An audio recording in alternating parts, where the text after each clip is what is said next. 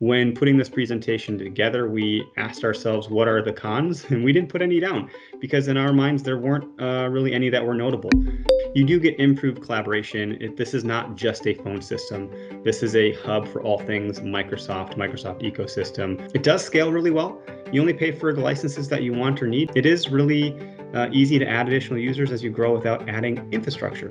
End users are going to find the phone features very simple and easy to use. And then without infrastructure, you can save a lot of costs up front that you would save over time without having to worry about replacing that infrastructure down the road. You assign a license, add or port a phone number, and you're ready to use it. I can use this for my cell phone. I can use it for my computer. It's very straightforward. The learning curve is minimal. Generally, this is going to work anywhere. So you can work from across the country. We have one of our employees is in, I think he's in Sacramento, California. We wouldn't know the difference. It's like, he could be in New Berlin, he could be in Wisconsin, he could be in Sacramento. It's the same difference as far as how we work with him there. So it's pretty cool that we have that ability.